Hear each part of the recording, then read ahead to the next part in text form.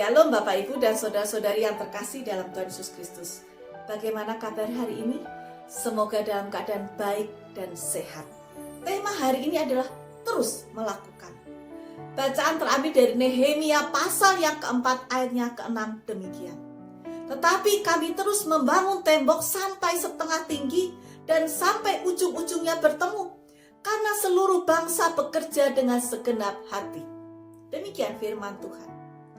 Mari kita menyadari, dalam kehidupan ini tidak selalu kita mendapat dukungan dari orang-orang di sekeliling kita. Seorang yang bernama David Wells juga mengalami hal yang demikian.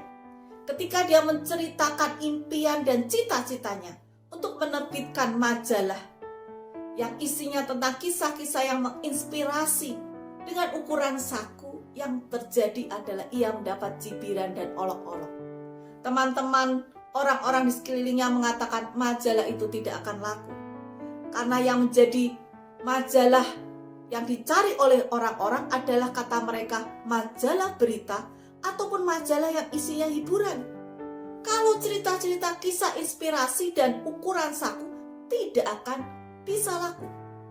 Tetapi yang terjadi, David tidak percaya begitu saja. David tidak menyerah. David terus melakukan impiannya. Benar, dia kemudian menerbitkan majalahnya dalam jumlah awalnya ratusan eksemplar. Waktu berjalan, semakin majalah itu berkembang, jadi ribuan, dan terus berjalan. Dan tahukah Bapak Ibu dan saudara-saudari, saat ini majalah itu jumlah eksemplarnya adalah 15 juta eksemplar. Majalah apakah itu? Majalah itu bernama Reader's Digest. Wow, ya. Demikian pula dengan kisah Nehemia, juru minum raja yang mendengar bahwa tembok Yerusalem dibongkar dan pintu-pintu gerbangnya terbakar. Nehemia sedih, dia berpuasa dan berdoa kepada Tuhan.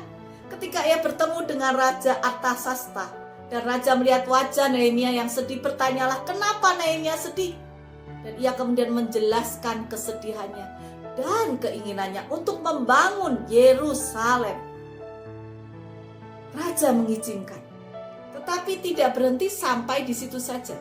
Meskipun raja mengizinkan, tetapi proses itu tidak mudah.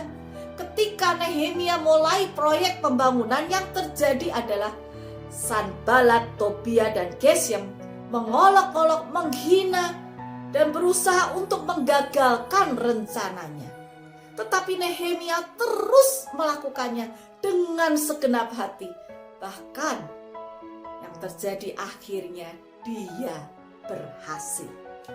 Kisah Nehemia dan Wells ini mengajarkan kepada kita bahwa kita harus menyaring setiap pendapat dan komentar orang. Tidak selalu kita ikuti, tidak selalu benar. Bahwa mungkin ada baiknya juga pendapat orang-orang lain, tetapi sekali lagi tidak selalu. Tidak selalu orang-orang setuju akan ide dan pendapat kita. Dan kita tidak bisa menunggu sampai semua orang setuju, baru kemudian kita melakukan rencana dan impian kita.